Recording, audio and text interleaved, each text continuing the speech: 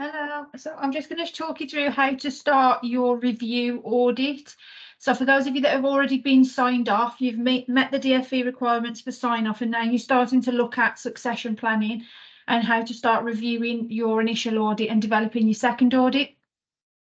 So to do that, you'll go into self-assessment audit and you'll click create assessment as you did when you did your first one.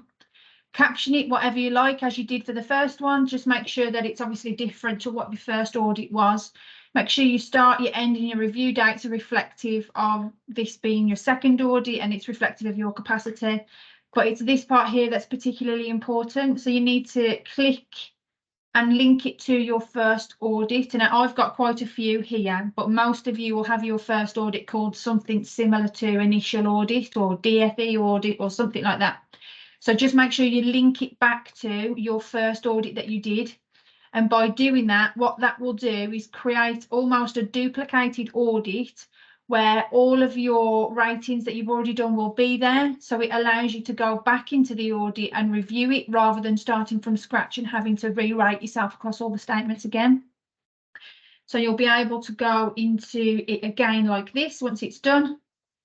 Everything, as I said, will be there, but you may then start to shift some of these. So for some of your ones where you've got no evidence, they may start shifting up towards that some evidence marker, or likewise, it might be from some evidence to strong evidence.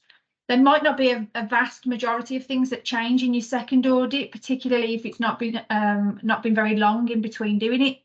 So don't think that you've got to change everything, just change what you've worked on, which is predominantly going to be what's in your action plan. And then again, once you've done that, you've sent out more surveys, you've updated your school's current statistics, you can start thinking about jumping into your action planning again, making sure you jump into that second one, and then you can start adding all your new tasks as well. So you've got new areas to focus on. That's when dashboard and reports will start to come to life as well, because you'll be able to start thinking about comparing your first audit to your second audit, and you'll start to be able to think about monitoring that impact data as well. So that's how you input your second audit for review. If you've got any other questions, just give me a shout.